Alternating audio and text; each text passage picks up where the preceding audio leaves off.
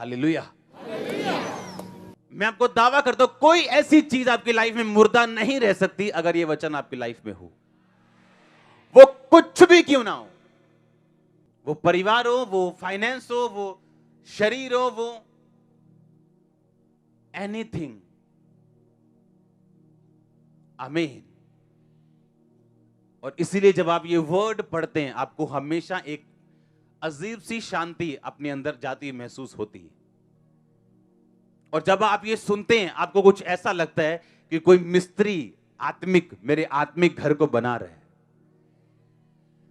आपको ऐसा लगता है कि स्वर्गदूत आपको छू रहे जब आप ये वचन सुन रहे हैं। आपको ऐसा लगता है परमेश्वर के ईश्वरीय प्लान के नीचे आ रहे हो और परमेश्वर आपके कानों में बात कर रहा है और आपको उठाने की वो तैयारी कर रहा है, अपना प्लान आपके कानों में डाल रहा है, जिस तरह अब हो रहा है आपकी लाइफ। ये वर्ड इंपॉर्टेंट, इतना इंपॉर्टेंट है। उसने कहा मैंने अपने नाम से अधिक महत्व अपने वर्ड को, अपने वचन को दिया। हालेलुया। हम एक लड़ाई में हैं, हाँ या ना? पर मूर्ख है वो व्यक्ति जो शरीर के साथ लड़ते हैं, क्योंकि हम एक आत्मिक लड़ाई में हैं।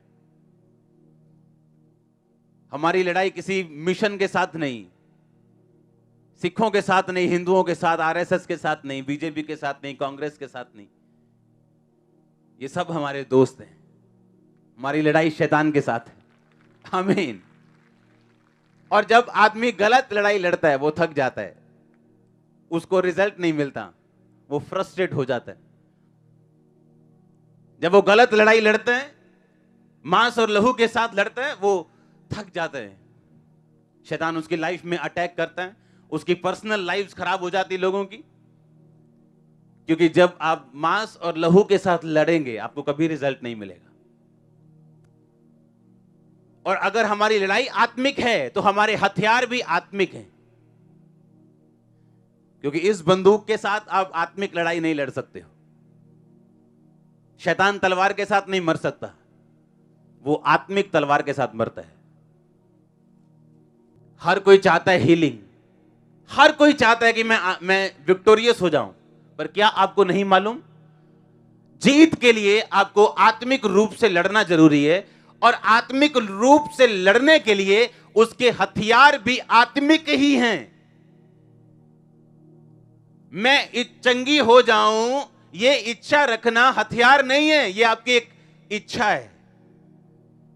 मुझे प्रभु बरकत दे दे ये हथियार नहीं है, ये आपका प्लान है, ये आपका नक्शा है। ये ईंटें बजरी रेता सीमेंट नहीं। आमीन। घर बनाने के लिए नक्शा चाहिए, अकेले नक्शे से घर बन जाएगा क्या? फिर सामान चाहिए। आज वो कलीसिया के पास वो सामान नहीं जिससे वो अपना घर बना सके। क्योंकि जब मुश्किल की टाइम आती है तो वर्शिप होनी बंद हो जाती है। इमेजिन करो एक औरत परमेश्वर के बारे में गा रही है कि तू चंगा करने वाला परमेश्वर, और खुद व्हील चेयर पे। 5-10 महीने, 22 महीने भी मेरे ख्याल से बहुत ज्यादा होते, 22 साल। और जब उस औरत की हीलिंग के बारे में मालूम हुआ, उसके शहर का मेयर उसे रिसीव करने के लिए आया। क्योंकि वो छोटी हस्ती नहीं थी, वो बहुत मशहूर थी व्हील चेयर पे। वो सिंगर थी व्हील चेयर, लोग उसे व्हील चेयर वाली सिंगर बोलते थे। बहुत मशहूर थी वो। डेड हो चुकी थी उसकी टांगे, 22 साल। बच्चे भी उसके नॉर्मल नहीं हुए। अगर आप लड़ना चाहते हैं, क्योंकि आप जीतना चाहते हैं, अगर जीतना चाहते तो हथियारों से लड़ना पड़ेगा, और हमारे हथियार आत्मिक है। वर्शिप इतना खतरनाक हथियार है कि अपनी लाइफ के डीपेस्ट निराशा के अंदर अगर आप वर्शिप करेंगे आप जल्दी बाहर आएंगे। एंड में आप हंसेंगे। वो लड़ाई होती है ना, कहते ना आखिरी हंसी मेरी होगी, यानी जीत मेरी होगी।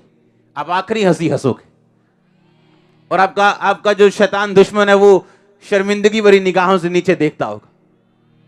आप आखिरी हंसी हंसोगे। आमीन।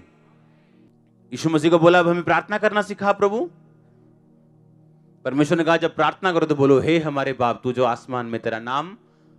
यानी जब प्रार्थना शुरू करो तो वर्शिप करो,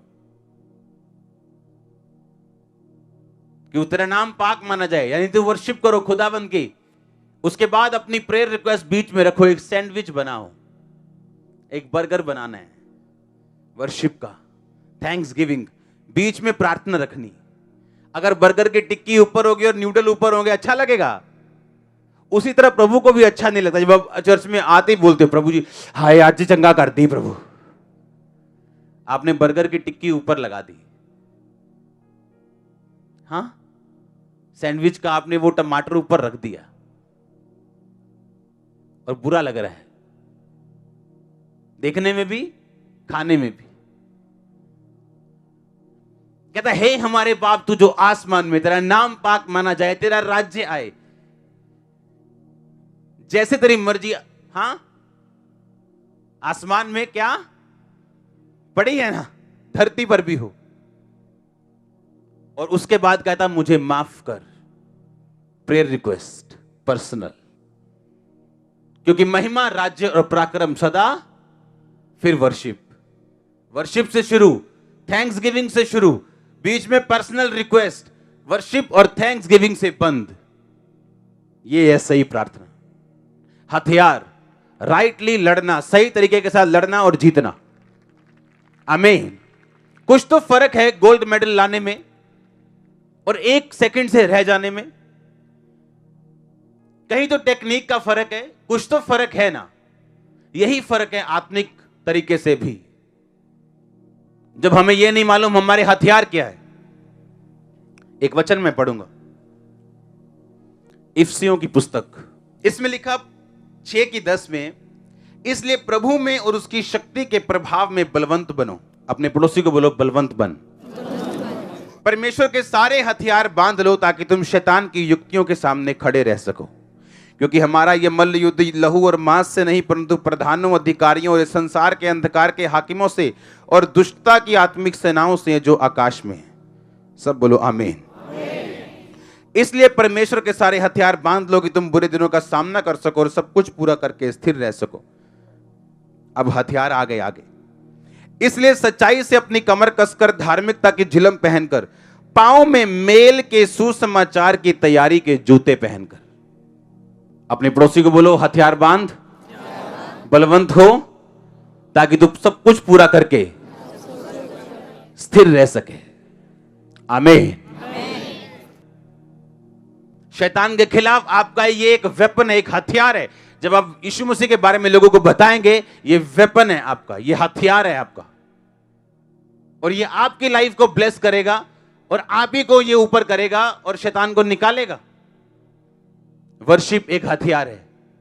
बाइबल पढ़ना, सच्चाई से अपनी कमर कसना, मतलब बाइबल को अपने दिमाग में भरना, एक हथियार है। धार्मिकता की झिलम यानी हार्ट को सुरक्षित रखना, जो मैंने दिमाग में भरा हुआ वचन उसे हार्ट में मेडिटेट करना, ये एक हथियार है। और उसके बाद पांव में मेल की तैयारी के, सुसमाचार की तैयारी के जूते पहनना, ये एक हथियार है। लेकिन आज चर्च क्या अपने हथियारों में है या नहीं? लाइफ इजी होगी अगर हम सेवा में होंगे तो। मैं आपको सच कह रहा हूं, सेवा में राइट सेवा करने वाले लोगों को वो आम दिक्कतें कभी नहीं आती जो आम लोगों को होती। उनकी प्रॉब्लम्स अलग होती। तुम किसी को बचा रहे हो, एक्चुअली ये हथियार है। आप जितना सुसमाचार देंगे, डेविल उतना वीक होगा आपकी लाइफ में। ये लिख के लगा लो अपने घर पे। जितना आप सुसमाचार दोगे, शैतान उतना कमजोर होगा, 100%।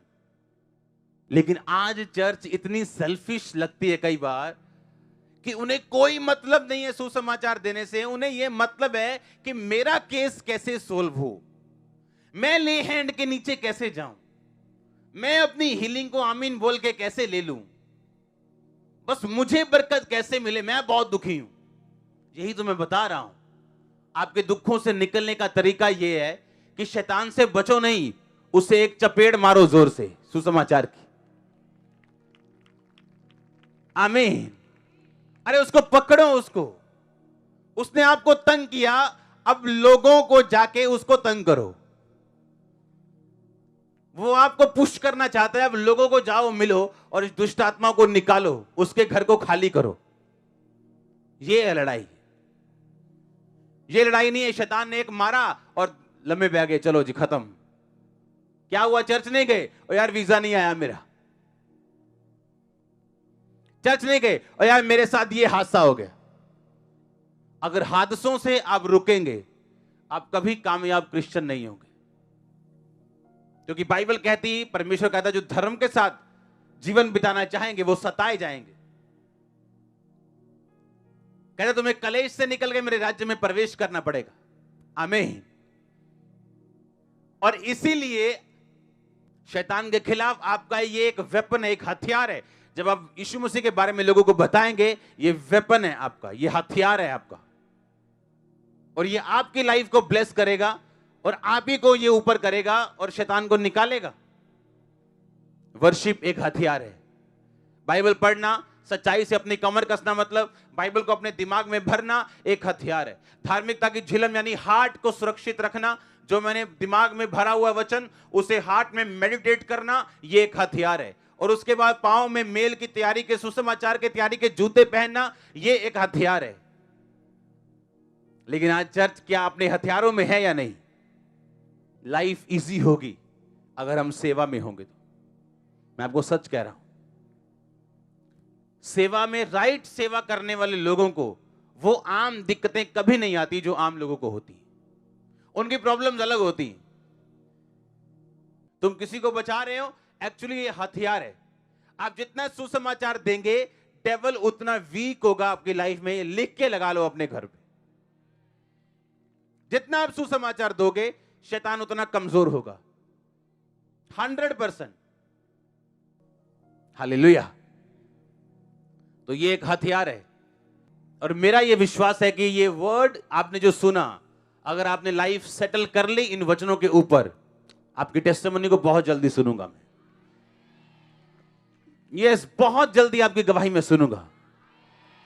आमीन। ऊंचा अनॉइंटिंग आपकी, in the name of Jesus Christ.